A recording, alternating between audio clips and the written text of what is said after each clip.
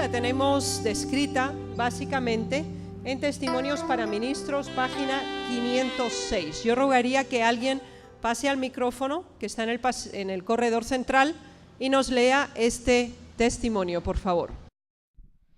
Y hará descender sobre vosotros lluvia temprana y tardía. En el oriente, la lluvia temprana cae en el tiempo de la siembra. Es necesaria para que la semilla germine. Gracias a la influencia de estas lluvias fertilizantes, aparecen los tiernos brotes. La lluvia tardía, que cae hacia el fin de la temporada, madura el grano y lo prepara para la siega. El Señor emplea estos fenómenos naturales para ilustrar la obra del Espíritu Santo. Así como el rocío y la lluvia caen al principio para que la semilla germine y luego para que la cosecha madure, se da el Espíritu Santo para que lleve a cabo a través de sus etapas el proceso del crecimiento espiritual. La maduración del grano representa la terminación de la obra de la gracia de Dios en el alma. Mediante el poder del Espíritu Santo se ha de perfeccionar en el carácter la imagen moral de Dios. Debemos ser totalmente transformados a la semejanza de Cristo. La lluvia tardía que madura la cosecha de la tierra representa la gracia espiritual que prepara a la Iglesia para la venida del Hijo del Hombre. Pero a menos que haya caído la lluvia temprana, no habrá vida. La hoja verde no aparecerá. A menos que los primeros aguaceros hayan hecho su obra, la lluvia tardía no podrá perfeccionar ninguna semilla. Muchas gracias. Este testimonio, el primero que tenemos en esta presentación, es especialmente importante porque relaciona la lluvia temprana con la lluvia tardía, porque no son dos elementos separados entre sí. Y veamos en qué sentido están relacionados. Todo el testimonio nos presenta el descenso de la lluvia como un proceso de crecimiento espiritual, en el sentido estricto del género. La primera parte nos dice: en el oriente la lluvia temprana cae en el tiempo de la siembra, mientras que la lluvia tardía cae poco antes de que se proceda a la cosecha. Así que esos son dos momentos muy significativos del crecimiento espiritual. El primero está relacionado estrictamente con el momento de la siembra, mientras que el segundo está relacionado directamente con el tiempo de la cosecha.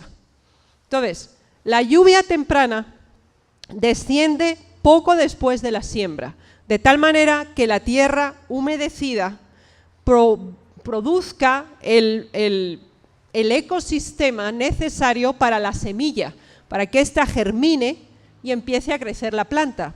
Sin embargo, para que la planta llegue a su máximo crecimiento y se obtenga el mayor fruto o grano de esa planta, desciende entonces la lluvia temprana. Un aspecto sin el otro no obtiene resultado. Así que la lluvia temprana sin la lluvia tardía no tiene frutos.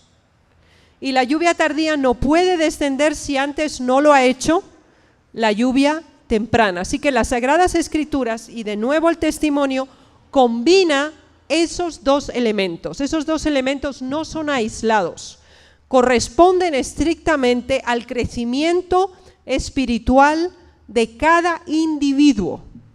Se nos dice claramente que para recibir la lluvia tardía hay que recibir primero la lluvia temprana. Nosotros no vivíamos en el tiempo de Pentecostés, no formamos parte literal del descenso de la lluvia temprana.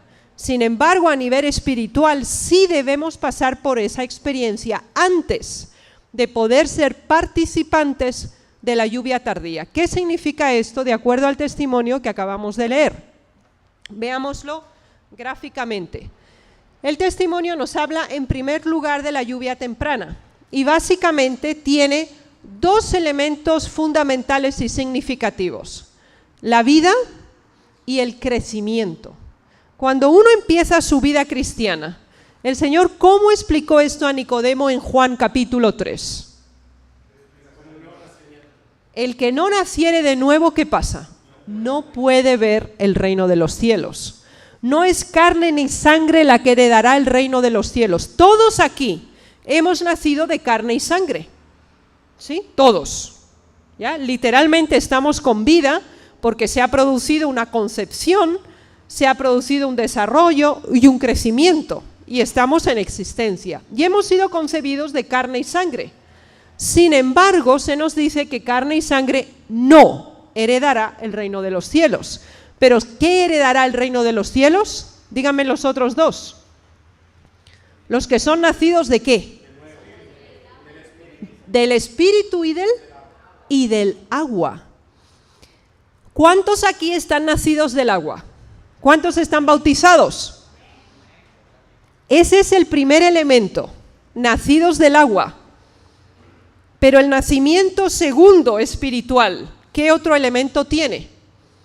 Ser nacidos del Espíritu. Todos y cada uno de nosotros tenemos que tener la experiencia de la lluvia temprana antes de poder ser participantes de la lluvia tardía. Eso es una condición inapelable. Ya hemos tenido que haber renacido. Ya tenemos que tener esa nueva vida en Cristo. Y ya tenemos que haber tenido crecimiento. Porque la lluvia tardía no da vida y no da crecimiento. La lluvia tardía viene cuando la semilla ya ha germinado, cuando ya ha crecido. La lluvia tardía, sin embargo, tiene dos funciones fundamentales: la de la maduración y la de la perfección, de acuerdo al testimonio. Entonces nos damos cuenta que esos dos elementos, sea la lluvia temprana y la lluvia tardía, son complementarios. Sin embargo, no son independientes entre sí y deben proceder de acuerdo al tiempo. ¿Recuerdan lo que constantemente enfatizamos en la primera presentación? Que el Señor dice, y la dará a su tiempo. Entonces, cada uno de nosotros aquí presentes tienen el día de hoy, y ahora tenemos el sábado ante nosotros, estar cierto si ha recibido la lluvia temprana, si ha nacido de nuevo, no solo de agua, sino del Espíritu. Y esa es una pregunta que tenemos que buscar la respuesta en Dios.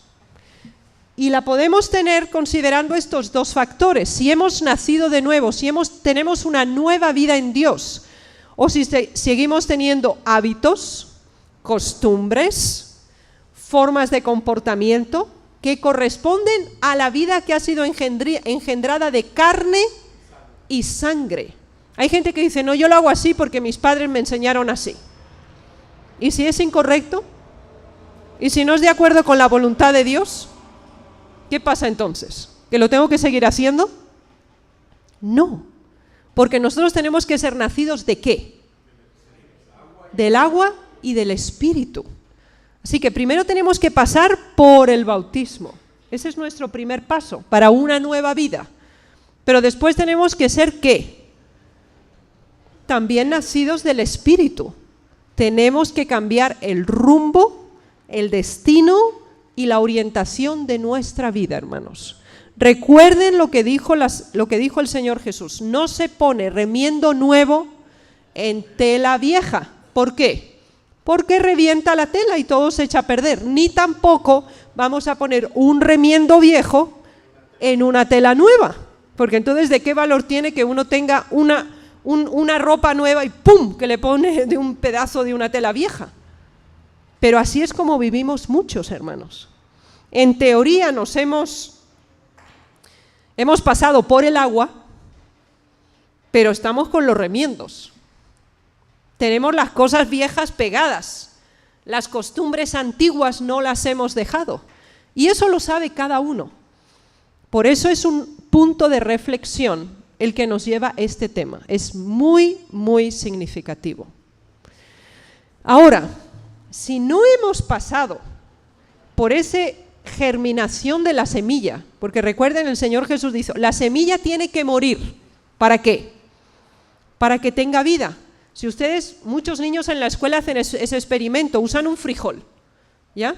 Y lo ponen en agua para que después germine ¿Y qué pasa con el frijol? El frijol se parte, ¿ya? Y de dentro del frijol sale esa pequeña plantita que crece, ¿sí? Entonces, ¿el frijol original se puede seguir usando? Ya, el frijol, el motivo de que hiciéramos esa germinación es para que de ese frijol saliera una plantita nueva. Ese es el proceso de nuestro crecimiento. Nosotros tenemos que quebrantarnos, nosotros tenemos que abrirnos para Dios. Y Él va a hacer que de este cuerpo corruptible salga ¿qué? Uno nuevo. Por eso el apóstol dice, exteriormente me envejezco, pero interiormente ¿qué? Me rejuvenezco. ¿Sí? Entonces, unos van a estar en vida cuando el Señor venga, otros no. No sabemos cuándo vamos a morir. Pero sí tenemos capacidad de decidir si vamos a ser participantes en la segunda muerte o no. Entonces, es significativo que consideren la correlación de cada uno de ellos. Entonces, son complementarios y son cronológicos. Primero hay que tener la experiencia de la lluvia temprana, una nueva vida en Dios, con crecimiento. Porque, fíjense, a mí me entristece cuando alguien me ve después de años y me dice, hermana, usted está igual. Yo digo, qué mala noticia me ha dado. Porque si yo estoy igual que hace 8 años, qué triste de mí, hermanos. ¿Dónde está mi crecimiento? ¿Dónde está mi mejoría espiritual? Yo no puedo estar igual que hace 3 años. El espíritu de profecía dice, detenerse es retroceder. No nos podemos detener. El espíritu de profecía dice, nuestra vida es hacia el cielo y hacia arriba. No hay otra dirección a donde ir más. No podemos ir a ni un lado, no podemos ir al otro, no podemos detenernos, sino solamente ir hacia el cielo y hacia arriba. Esa es la orientación de nuestra vida. Así que necesitamos ambos elementos. Ambos elementos ocurren en momentos diferentes de nuestra vida, pero ambos deben darse y nunca se va a dar el segundo sin el primero. Así que ninguno espere recibir la lluvia tardía si no ha tenido la temprana, hermanos. Eso es un principio bíblico. La semilla había sido sembrada, había empezado a crecer y la maduración y la perfección la daba la lluvia tardía. Inmediatamente después venía la cosecha. Sabemos que la lluvia temprana vino en Pentecostés y tenemos varios testimonios aquí que queremos analizar porque queremos ver los elementos fundamentales que nos van a ayudar a entender cómo podemos recibir la lluvia temprana individualmente hoy. Que alguien nos ayude, por favor, con la lectura. En obediencia a la orden de Cristo, los discípulos aguardaron en Jerusalén la promesa del Padre, el derramamiento del Espíritu. No aguardaron ociosos. El relato dice que estaban de continuo en el templo, alabando y bendiciendo a Dios. Mientras los discípulos esperaban el cumplimiento de la promesa, humillaron sus corazones con verdadero arrepentimiento y confesaron su incredulidad. Los discípulos oraron con intenso fervor pidiendo capacidad para encontrarse con los hombres y en su trato diario hablar palabras que pudieran guiar a los pecadores a Cristo. Poniendo aparte toda diferencia, todo deseo de supremacía, se unieron en estrecho compañerismo cristiano. El Espíritu fue derramado después que los discípulos hubieron llegado a la unidad perfecta, cuando ya no contendían por el puesto más elevado. El derramamiento del Espíritu en los días de los apóstoles fue el comienzo de la lluvia temprana y gloriosos fueron los resultados. Hasta el fin del tiempo, la presencia del Espíritu ha de morar con la iglesia fiel. Muchas gracias. Bien, vamos a ir por partes, porque son varios párrafos y cada uno de ellos tienen una gran importancia. Bien, recuerden que ahora estamos analizando la lluvia temprana y vamos a ver cuáles fueron los elementos que se cumplieron, que permitieron que la lluvia temprana pudiera descender. Vamos a verlos en orden cronológico, ¿sí? Entonces dice, en obediencia a la orden de Dios, los discípulos aguardaron en Jerusalén la promesa del Padre, el derramamiento del Espíritu. Entonces, ¿cuál fue la primera actitud que los discípulos asumieron? ¿Cuál? Antes. Obediencia. La obediencia es un imperativo, hermanos. Dice, en obediencia a la orden de Cristo. No la cuestionaron. No intentaron adaptarla a su estilo o a sus necesidades. No. La obediencia estricta a la orden que Dios había dado, hermanos. El Señor requiere de nosotros obediencia total y completa. Ese es un principio.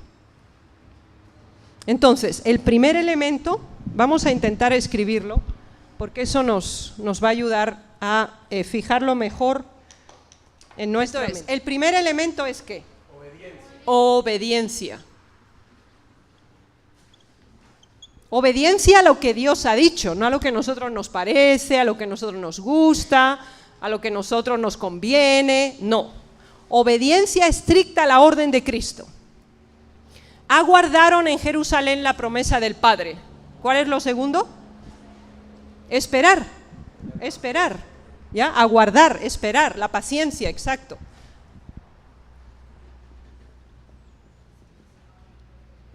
La espera. Pero esa espera no era sin ningún objetivo, sin ninguna meta. Cuando nosotros esperamos, sin ninguna razón de ser, ¿qué pasa con la espera? Se vuelve desesperación, porque no sabemos ni por qué. ¿Sí? Entonces, ellos tenían una motivación para la obediencia y para la espera. ¿Cuál era? La promesa. El cumplimiento de la promesa. Y la promesa era el derramamiento del Espíritu. En nuestra vida espiritual, nosotros tenemos que tener la razón por la cual creemos o hacemos algo, hermanos. Si no hemos racionalizado el por qué tenemos que cambiar nuestros hábitos alimenticios, por qué tenemos que cambiar nuestro vestuario, por qué tenemos que cambiar nuestro comportamiento con los demás, por qué tenemos que cambiar nuestro carácter, si eso no lo sabemos, no lo vamos a cambiar, porque no vemos la necesidad. Y nos sentimos bien como estamos. ¿Cuál es el problema? Exacto. A mí me gusta así, yo me siento bien y yo lo hago así. Y listo. Ahora, hay dos elementos que son fundamentales para nuestro cambio de actitud. Primero, conocer el por qué hacemos algo. Por eso el Señor nos dice que nuestro culto tiene que ser ¿qué? Racional, hermanos. Uno tiene que saber por qué hace las cosas. Y por eso el Señor usó 66 libros en la Biblia para explicarnos por qué Él hace las cosas como las hace. Él nos da todas las razones que necesitamos, ¿sí? Entonces, la obediencia con la paciencia, teniendo un objetivo en mente, y ese objetivo era obtener la promesa, tener el poder que el Señor les había prometido. Vayamos, adelante. ¿No aguardaron qué? La espera no es una espera pasiva, no es una espera inactiva, es una espera ¿cómo? Activa. Eso significa que nosotros tenemos que tener acción, tenemos que trabajar. La fe es una fe que obra. No, el Señor no limita la verdad a un nivel netamente teórico, sino que se convierte en una acción práctica, se convierte en una realidad tangible, en una realidad que podemos tocar y que los demás pueden ver, pueden visualizar nuestro comportamiento, nuestro cambio de vida y la acción en favor de otros. El relato dice que estaban de continuo en el templo. ¿Dónde estaban ellos? Asistencia a los cultos. Una vez al mes iban al templo, dice así el versículo. ¿Cuánto dice que iban a la iglesia? ¿Al templo cuándo? Una vez al mes, dice el versículo, ahí yo leí. ¿Ustedes leyeron así también? ¿Que iban una vez al mes? ¿O cuando les parecía que iban? De continuo. ¿Qué quiere decir de continuo? Todo el tiempo. Todo el tiempo estaban, ¿dónde? En el templo, ¿haciendo qué? ¿Haciendo qué? Alabando y bendiciendo a Dios.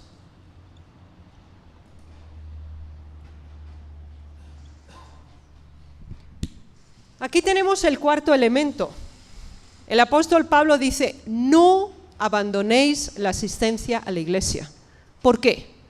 Porque es el lugar donde nos vamos a presentar delante de Dios, hermanos. Venir a la iglesia no es para que me vea el hermano, no es para ver a la hermana. El venir a la iglesia no es un acto social. El venir a la iglesia es un acto de adoración. Por eso cuando nosotros entramos por esa puerta, ¿qué es lo primero que hacemos? Nos ponemos de rodillas. ¿Y qué decimos nosotros en esa oración? Gracias, Señor, porque puedo estar en tu santo templo.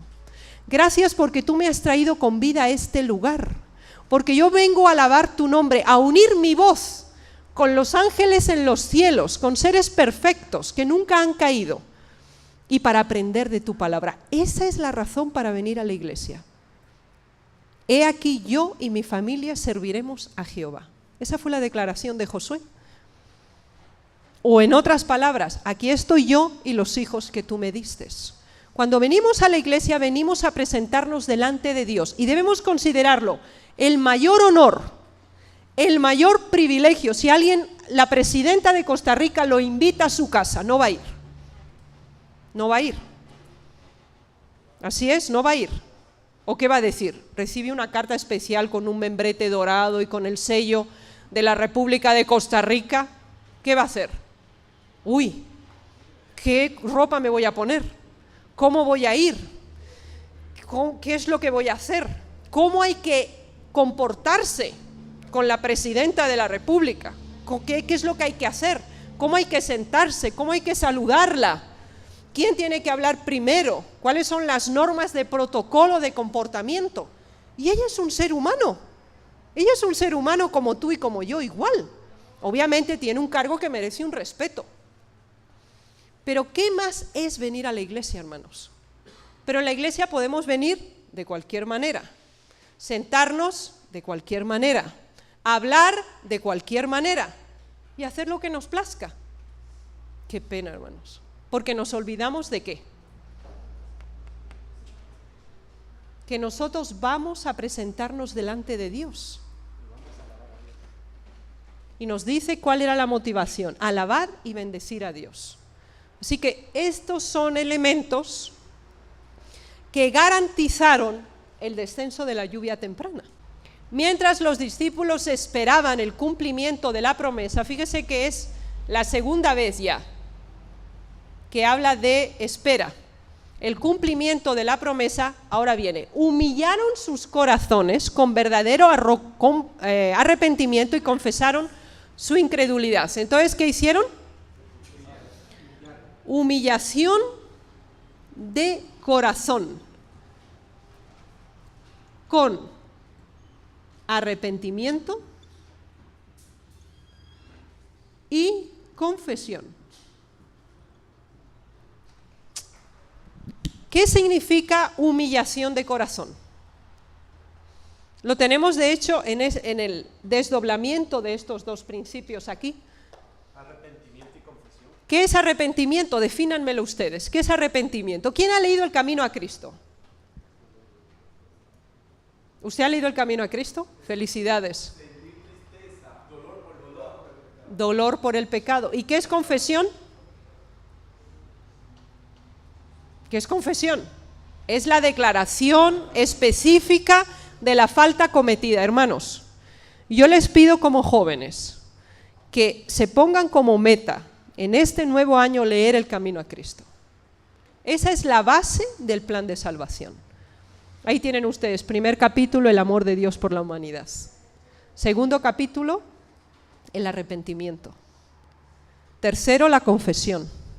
Y de ahí siguen adelante. El nuevo nacimiento, cómo enfrentar las dudas, el crecimiento espiritual. En ese librito chiquito, hermanos, Pónganse el plan de leerlo en este año. Ustedes van a tener una experiencia muy, muy especial con el Señor. Es un libro chiquito, no van a pensar, ¿esto cuándo lo voy a leer? Es un libro pequeño. ¿Quién no tiene el camino a Cristo? ¿Quién no lo tiene? Usted no tiene, usted no tiene. Hay varios que no tienen. ¿Tiene aquí la editorial El Camino a Cristo? ¿Lo pueden conseguir? Lo tenemos en revista. Imagínense, entonces diríjanse al hermano, él lo tiene a disposición el libro. Así que hagan el propósito, hermanos.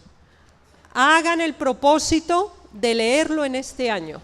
Es un libro pequeño, de fácil lectura, pero de gran contenido, especialmente para alcanzar este nivel aquí, este punto.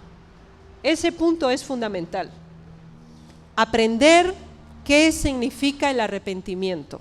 El arrepentimiento es dolor por el pecado y apartarse del pecado, abandono del mismo. Así es la declaración literal del testimonio, es así.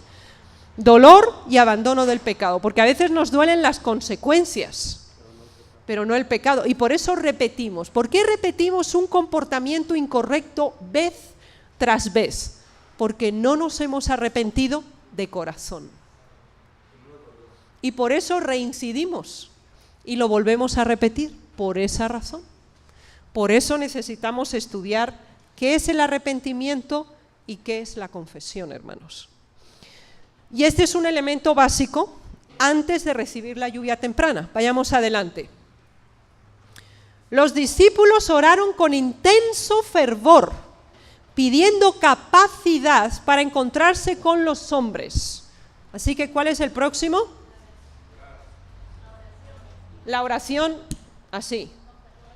¿Cómo? Intenso fervor. Eso implica concentrar en la oración las emociones más profundas, los esfuerzos más íntimos, expresados delante de Dios.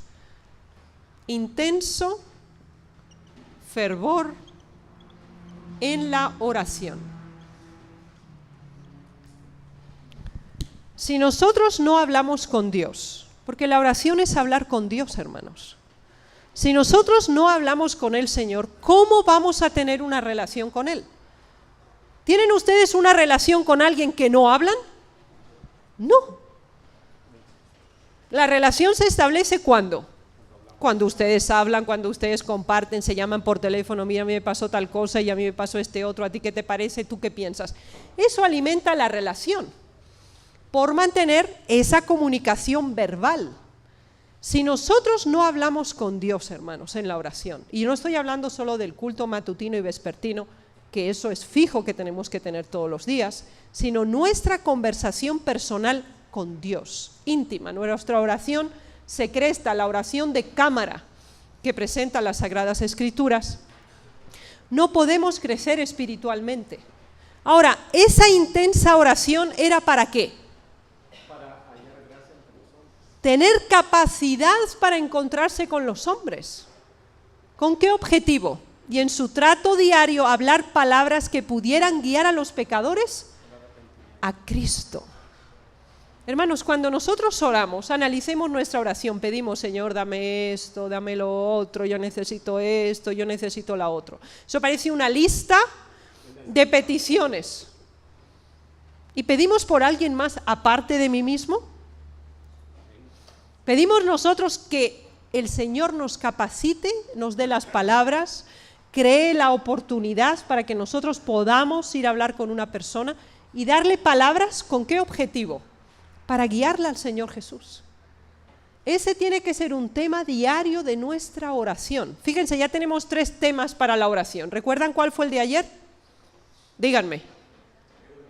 Que nuestra huida no sea ni en invierno ni en sábado. El Señor dice que hay que orar por eso. Segundo motivo de oración. Hay que pedir la lluvia tardía y temprana. Hay que pedírsela a Dios. Hemos dicho que eso es una petición que cada uno individualmente tiene que hacer. Hay que pedir el Espíritu Santo. Tercero, orar para guiar a las personas a Cristo, hermanos. Ya tenemos 3 temas de oración. Vayamos adelante. Dice, poniendo aparte toda diferencia, todo deseo de supremacía, se unieron en estrecho compañerismo cristiano. Así que, ¿cuál fue el próximo? La relación humana tenía que ser, ¿qué? Corregida. La relación con el prójimo. Entonces, para que no hubiera, ¿qué? Diferencias, ni supremacía. Y esto produjo, ¿qué? Unión, que es denominada como compañerismo cristiano. Fíjense que esto no es el primer elemento, sino que es el elemento, ¿qué? Número 7 en la lista que estamos haciendo. Entonces, ¿cuándo nosotros podemos estar unidos con nuestro hermano? ¿Cuándo? Cuando estamos unidos con Dios primero. Primero tenemos que hablar con Dios para poder tener las palabras que guían a nuestro hermano, que guían a nuestra hermana a Cristo. O sea, aquí pone relación con el prójimo, que no haya diferencia, supremacía. Esto produjo la unión, que era un compañerismo cristiano. Son las palabras que están ahí en la cita, las mismas. Entonces, cuando nosotros aborrecemos a un hermano, cuando yo no lo saludo, cuando yo no le hablo, cuando su presencia me perturba, ¿qué pasa con eso, hermanos? No estamos en orden con Dios. El Señor Jesús dice, si tú no puedes amar al que ves y que es como tú, ¿cómo tú vas a amar a Dios que no ves? Esa es nuestra prueba, hermanos, para ver nuestro nivel espiritual. Si hay alguien en la iglesia a mí que me molesta, el problema está en el que me molesta o yo que me molesto. Díganme esa parte. Yo tengo el problema. Yo soy el problema. Porque si a mí me molesta, yo tengo que ir a Dios y tengo que decírselo en oración. Mira, hermano, mira, Señor, este hermano, esta hermana a mí me molesta. ¿Y por qué será? Porque no es como yo. Porque no se comporta como yo quiero que se comporte. Porque yo creo que mi modelo de vida es el único que existe. Y todo el mundo tiene que ser ¿a qué? A mi imagen y semejanza. Eso es antibíblico, hermanos. Porque Génesis capítulo 1 dice respecto a la imagen y semejanza ¿de quién? De Dios. Y somos diferentes, hermanos. Hay unos que tienen el don de la palabra, otros tienen el don de la oración, otros tienen el don de curación, otros tienen el don de los milagros. Hermanos, ¿no todos hacemos los mismos? El Señor no nos crea como si fuéramos máquinas en una industria en cadena, que todas las piezas salen iguales. No, hermanos. Si hay algo que nos molesta de nuestro hermano, el mejor método es empezar a considerar lo que ese hermano tiene de bueno. No nos enfoquemos en lo negativo. El espíritu de profecía nos lo dice en Ministerio de Curación. El problema es que nosotros vemos y esto, y hacemos una lista interminable de todo lo que está mal para justificar nuestro rechazo a esa persona. Pero si nosotros nos enfocamos en la parte positiva, va a cambiar completamente la imagen que estamos pintando de esa persona. Y porque nosotros estamos mal, juzgamos mal. Si rechazamos a alguien, estamos demostrando nuestra decadencia espiritual. Porque el Señor Jesús pendía de la cruz. Y a los que lo llevaron a la cruz, ¿qué dijo Dios? Perdónales. No saben lo que hacen. Ese es nuestro anhelo, ese es nuestro líder, ese es el modelo que nosotros tenemos que seguir, el del Señor Jesús. Entonces, la relación con el prójimo pasa por nuestra relación con Dios. Cuando aborrecemos a alguien es porque no tenemos el amor de Dios en el corazón y hay que pedírselo a Dios. No hay que darle lugar a esto, no hay que alimentarlo. Hay que orar a Dios y decirle, Señor, sácame este sentimiento de repulsa que yo tengo a esta persona. Sácamelo. Ayúdame a superar esto. Uno tiene que decírselo a Dios, hermanos. ¿Con quién vamos a hablar de lo que tenemos en nuestro corazón? Con el Señor. No nos confesamos con seres humanos, nos confesamos con Dios. Entonces, ellos pusieron aparte toda diferencia y todo deseo de supremacía. Es nuestra actitud la que engrandece los defectos de otros, para engrandecer nuestras propias virtudes por comparación. Sigamos, el Espíritu fue derramado, y ahora viene, después que los discípulos hubieron llegado a la unidad perfecta, cuando ya no contendían por el puesto más elevado. Entonces, este séptimo elemento, recuerden que el 7 es el número perfecto en las Sagradas Escrituras, y este elemento, que es el 7, después de todo el proceso, produjo el derramamiento del Espíritu, la lluvia temprana. Y recuerden, antes de que podamos recibir la lluvia tardía, tenemos que tener ¿qué? Entonces, este proceso, los 7 pasos, hermanos, tenemos que tenerlos en nuestra vida. Tenemos que ponernos en orden con Dios para ponernos en orden con nuestros semejantes.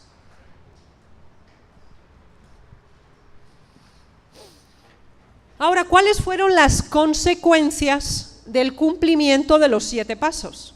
El derramamiento de la lluvia temprana, que produjo un efecto directo sobre estas circunstancias. ¿Quién nos lo puede leer? Bajo la influencia del Espíritu, las palabras de arrepentimiento y confesión se mezclaban con cantos de alabanza por el perdón de los pecados. Miles se convirtieron en un día. El Espíritu Santo los habilitaba para hablar con facilidad idiomas antes desconocidos para ellos. El Espíritu Santo hizo por ellos lo que los discípulos no hubieran podido llevar a cabo en todo el curso de su vida. Sus corazones estaban sobrecargados con una benevolencia tan plena, tan profunda, de tanto alcance que los impelía a ir hasta los confines de la tierra para testificar del poder de Cristo. ¿Cuál es el resultado del derramamiento del Espíritu en el día del Pentecostés? Las alegres nuevas de un Salvador resucitado fueron llevadas a las más alejadas partes del mundo habitado. La iglesia veía afluir a ella conversos de todas direcciones. Los apóstatas se convertían. La ambición de los creyentes era revelar la semejanza del carácter de Cristo y trabajar para el engrandecimiento de su reino. Gracias. Bien, este testimonio nos dicen los efectos directos de la lluvia temprana. Entonces se nos dice que se produjo ese arrepentimiento, esa confesión que hemos analizado, y el resultado, ¿cuál fue? Díganme ustedes. Miles se convirtieron en un día. Miles. ¿Dónde tenemos esa primera conversión?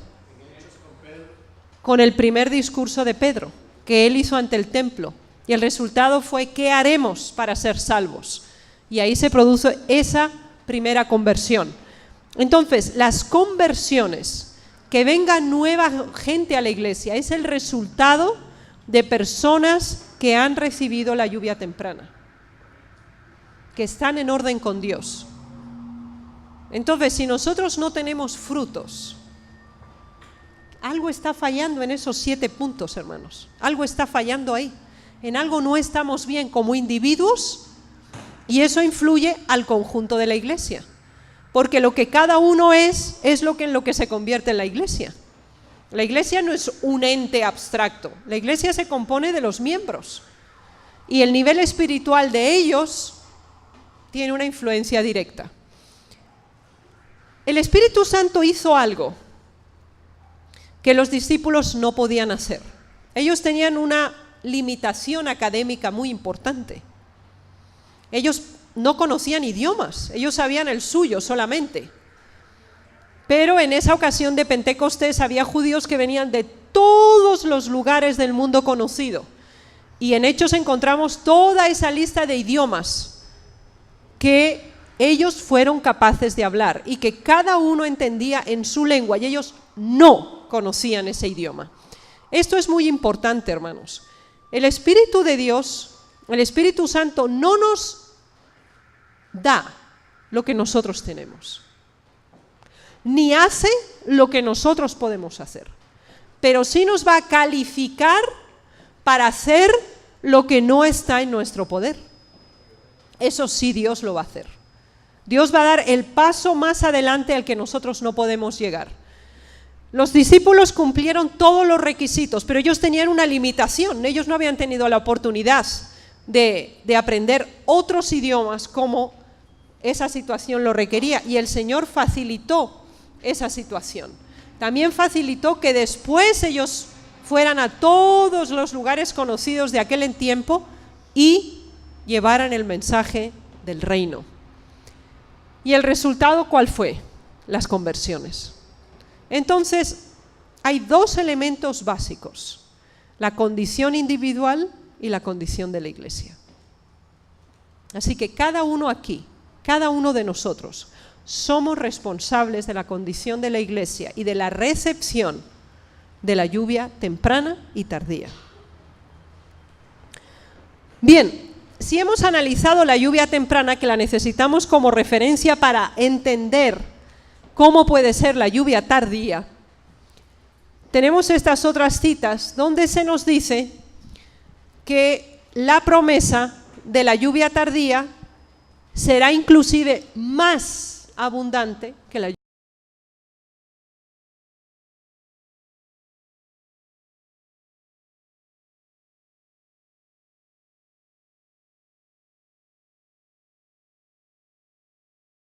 Es abundante.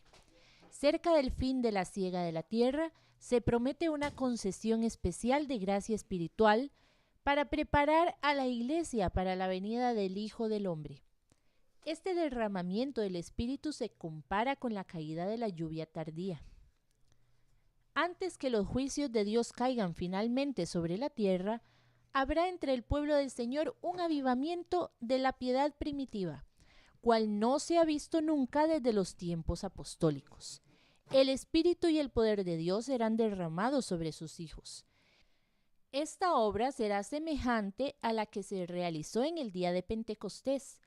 Como la lluvia temprana fue dada en tiempo de la efusión del Espíritu Santo al principio del ministerio evangélico para hacer crecer la preciosa semilla, así la lluvia tardía será dada al final de dicho ministerio para hacer madurar la cosecha.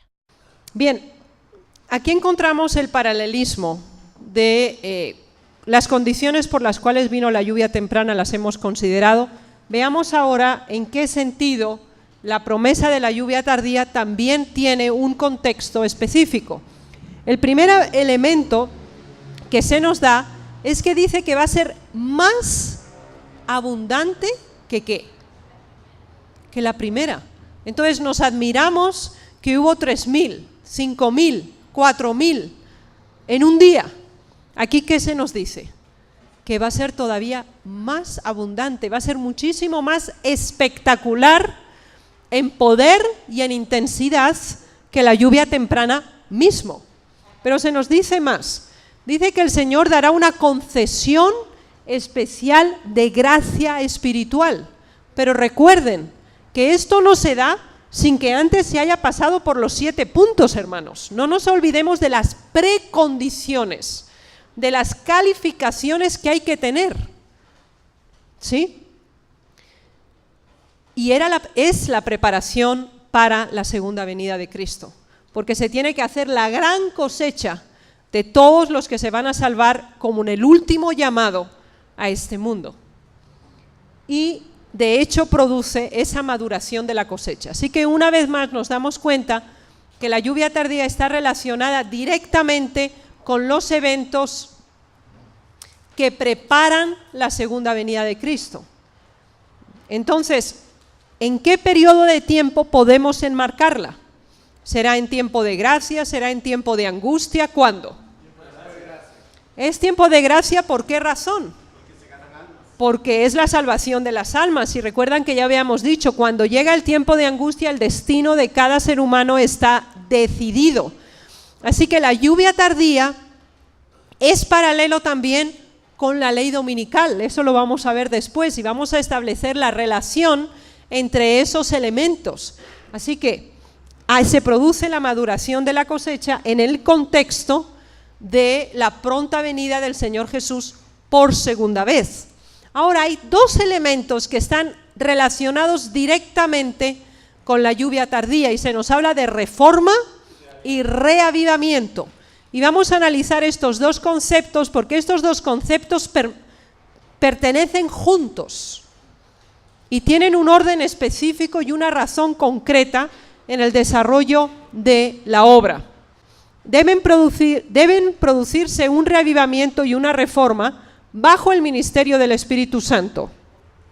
El reavivamiento y la reforma son dos cosas diferentes.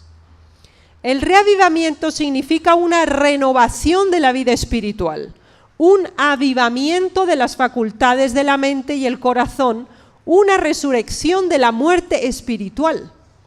La reforma significa una reorganización, un cambio en ideas y teorías, en hábitos y prácticas. La reforma no producirá el buen fruto de justicia a menos que esté conectada con el reavivamiento del Espíritu. El reavivamiento y la reforma han de hacer su obra designada y al hacerlo deben fusionarse. Debe desechar toda lucha y disensión. Cuando los obreros tengan un Cristo que more permanentemente en sus almas, cuando todo egoísmo esté muerto, cuando no haya rivalidad ni lucha por la supremacía, cuando exista unidad, cuando se santifiquen a sí mismos, de modo que se vea y sienta el amor mutuo, entonces las lluvias de gracia del Espíritu Santo vendrán sobre ellos tan ciertamente como que la promesa de Dios nunca faltará en una jota o tilde. Pero cuando es rebajada la obra de otros, para que los obreros puedan mostrar su propia superioridad, demuestran que su propia obra no lleva la señal que debería. Dios no puede bendecirlos. Bien, analicemos estos dos términos que están relacionados directamente con la promesa del descenso del Espíritu Santo. Entonces tenemos el reavivamiento y la reforma. Se nos dice claramente que estos no van separados, sino que deben fusionarse, deben ser uno. Pero por ser uno no quiere decir que uno desaparece en función del otro, porque tienen dos funciones diferentes.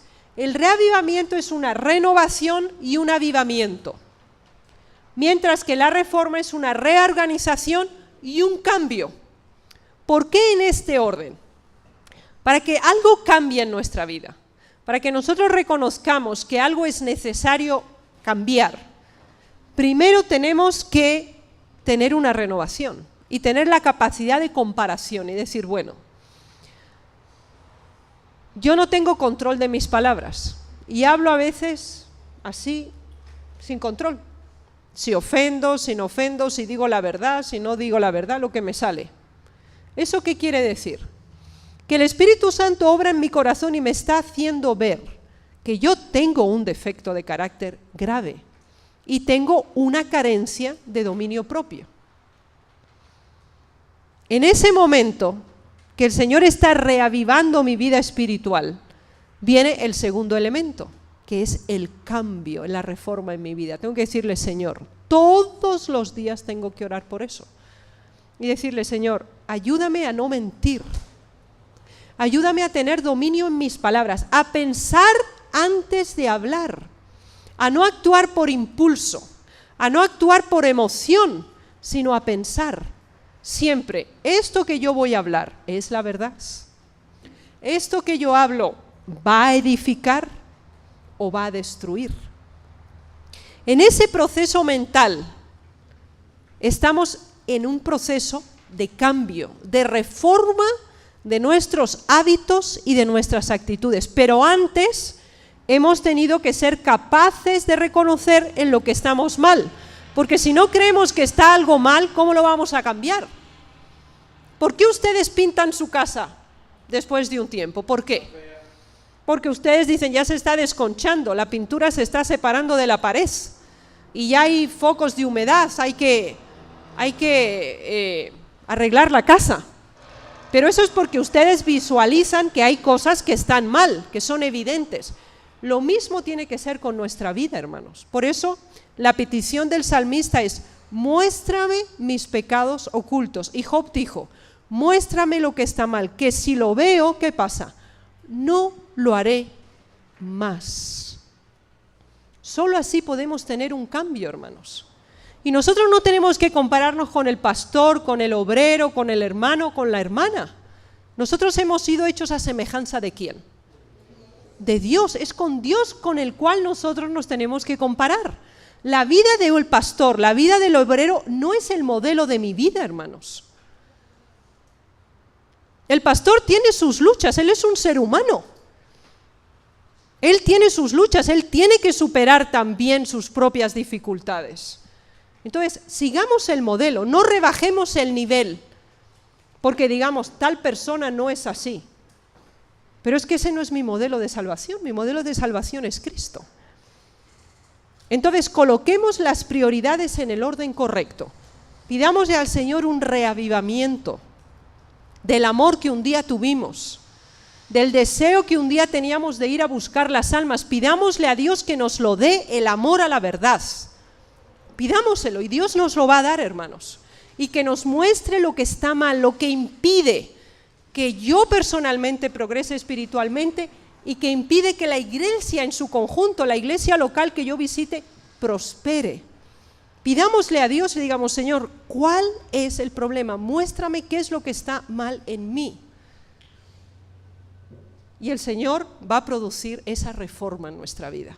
Nosotros vamos a ver que va a haber cambios en nuestro. Si antes éramos mentirosos, ahora no vamos a mentir. Si antes no teníamos control de lo que hablábamos o lo que decíamos, el Señor nos va a enseñar, nos va a sellar nuestros labios, a que primero pensemos y después hablemos.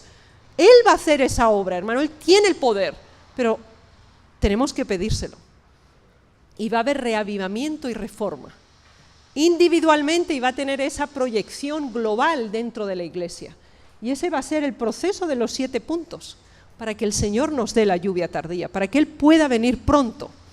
Porque la lluvia tardía produce un efecto concreto y específico, que produce el fuerte clamor.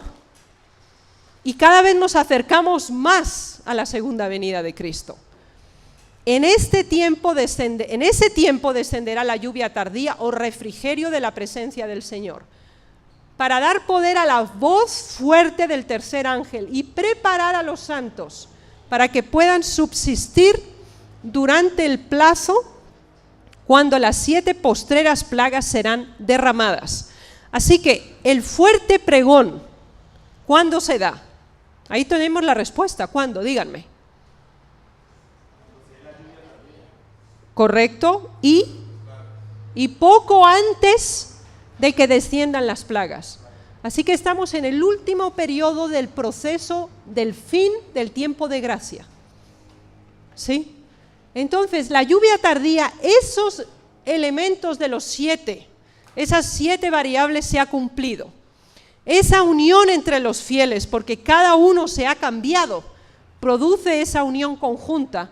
Y entonces el Señor capacita a su pueblo, a esos fieles, a los que han pasado por los 7 pasos. Y el Señor les da esa unción, ese refrigerio de lo alto. Este es el mismo testimonio, pero en grande. Entonces, el fuerte clamor es el último mensaje de amonestación a este mundo. Lo tenemos en Apocalipsis 18, que confirma el tercer mensaje angélico. Y lo presentan aquellos que han pasado por el reavivamiento y la reforma. Cuando sea proclamado el tercer mensaje, crecerá hasta convertirse en un fuerte clamor. Y a medida que la obra final sea acompañada por gran poder y gloria, los fieles hijos de Dios participarán de esa gloria. La lluvia tardía es la que los revive y fortalece para que puedan pasar por el tiempo de angustia. Eso es muy significativo. ¿La lluvia tardía es la que transforma nuestro carácter? No. ¿Cuáles son las 2 funciones básicas de la lluvia tardía? ¿Lo recuerdan? Dijimos en la madurar y perfeccionar. En este sentido, ¿para qué prepara a los fieles? ¿Para qué? Para dar el mensaje y ¿para qué más? para superar el tiempo de angustia. Para superar el tiempo de angustia. Porque aunque las plagas no se derraman sobre ellos, ellos sí sufren consecuencias, porque viven en este mundo y ellos no reciben las plagas sobre sí, pero están aquí en este y sufren consecuencias de esas plagas. A medida que se acerca el fin, los testimonios de los siervos de Dios serán más decididos y poderosos. Así que la lluvia tardía es la que los revive y fortalece para que puedan pasar por el tiempo de angustia. No vivan con la falsa esperanza, y la hermana Abuelo dice que la lluvia tardía los va a capacitar y los va a transformar. Eso es un engaño. La lluvia tardía desciende sobre los que están preparados. La lluvia tardía no prepara a nadie. La lluvia tardía solo desciende sobre los que ya han recibido la lluvia temprana, sobre los que la semilla ya ha muerto, ha germinado, crece, y la lluvia tardía solo viene para confirmarlos. No cambia nuestro carácter. En ese momento ya esa labor no se da. Entonces, este elemento es significativo, hermanos. Ni la lluvia temprana ni la lluvia tardía perfeccionan el carácter, ninguna de las dos. Para que las dos se den, el carácter ya tiene que estar preparado, ya ha habido que pasar por los 7 puntos. La lluvia tardía solo reconfirma a los que ya han sido preparados. Y la preparación es doble. 1, los capacita para dar el mensaje con poder. 2, los prepara para pasar el tiempo de angustia. No transforma el carácter. No nos hace superar los defectos, eso ya tiene que ser antes